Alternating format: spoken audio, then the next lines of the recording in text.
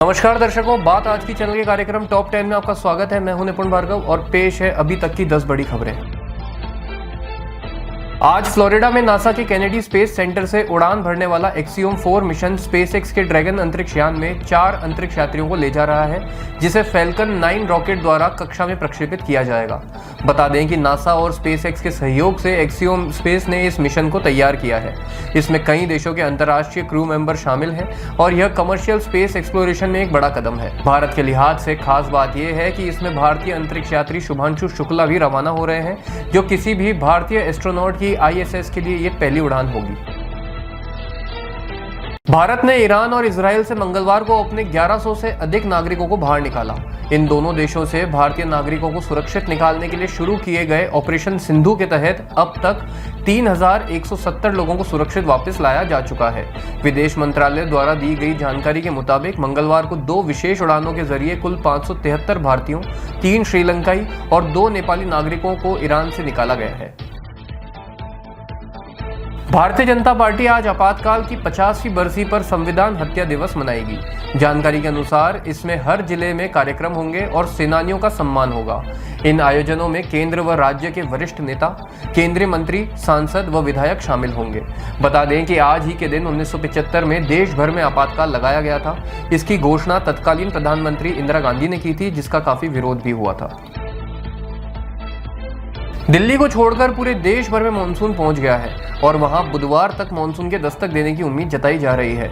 Monsoon के प्रभाव से पंजाब, उत्तराखंड और उत्तर प्रदेश समेत 16 राज्यों में मूसलाधार बारिश हो रही है।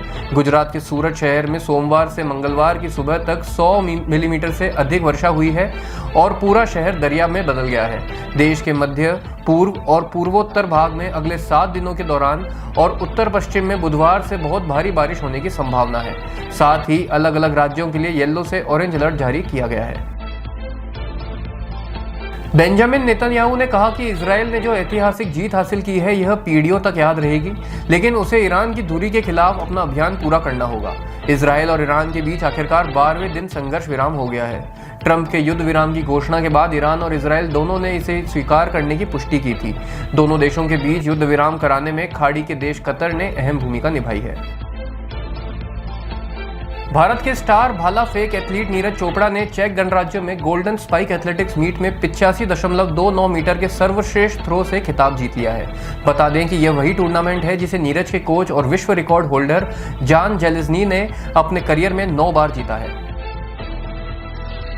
मंगलवार रात एक भीषण सड़क हादसे में 3 युवकों की मौके पर ही मौत हो गई, जबकि 3 अन्य गंभीर रूप से घायल हो गए। यह दुर्घटना सिल्लोड हाईवे पर उस समय हुई जब संभाजी नगर के 5 युवक फुलंबरी के एक ढाबे से खाना खाकर लौट रहे थे। लौटते वक्त उनकी कार की दूसरी कार से टक्कर हो गई। मृतकों की उम्र 15 से 18 वर्ष के बीच बताई गई है। घायल युवकों को अस्पताल में भर्ती कराया गया है, जहां उनका इलाज जारी है और पुलिस मामले की जांच में जुटी है। बिहार विधानसभा चुनाव की सुगबुगाहट तेज हो गई है। चुनाव आयोग ने मतदाता सूची पुनरीक्षण कार्यक्रम जारी कर दिया है। पुनरीक्षण का काम 1 जुलाई से शुरू होगा और अंतिम मतदाता सूची का प्रकाशन 30 सितंबर को होगा। आयोग ने जानकारी दी है कि मतदाता सूची के पुनरीक्षण के लिए कर्मचारी घर घर जाकर मतदाता का सत्यापन करेंगे। यह प्रक्रिया 1 जुलाई से शुरू होगी और इसमें नाम जोड़ने, हटाने तथा संशोधन करने जैसे कार्य पूरे किए जाएंगे। बंटवाल ग्रामीण पुलिस ने एक समाचार पोर्टल के खिलाफ समाज में भय और अशांति फैलाने के आरोप में मामला दर्ज कराया है। पुलिस ने बताया कि अपराध के संबंध में तटीय क्षेत्र में तलवार से हमला जारी, सजीप में काम से घर लौट रहे 2 निर्दोष मुस्लिमों पर हमला शीर्षक से खबर प्रसारित की थी, जो पूरी तरह से झूठी थी और इसका उद्देश्य आम लोगों में डर व दहशत पैदा करना था। उन्होंने बताया कि इस संबंध में समाचार पोर्टल के खिलाफ भारतीय न्याय संहिता की धारा 240 के तहत मुकदमा दर्ज कर जांच शुरू कर दी गई है। दिल्ली के रिठाला मेट्रो स्टेशन के पास एक फैक्ट्री में आग लग गई, जिसके बाद दमकल की 16 गाड़ियां मौके पर पहुंची। Divisional fire officer AK Jaiswal ने बताया कि फैक्ट्री में प्लास्टिक और कपड़ों पर प्रिंटिंग का काम होता है। आग पर काबू पा लिया गया है, लेकिन फायर ब्रिगेड के कर्मचारी दूसरी और तीसरी मंजिल पर जाने में असमर्थ दिखाई दे रहे हैं। उन्होंने कहा कि धुआं और अंधेरा होने से अभी पता नहीं चल पाया कि कोई हताहत हुआ है या नहीं। टॉप 10 में अभी के लिए इतना ही। अगले कार्यक्रम सुपर 30 में आपसे फिर मुलाकात होगी। तब तक के लिए आज्ञा दीजिए। नमस्कार।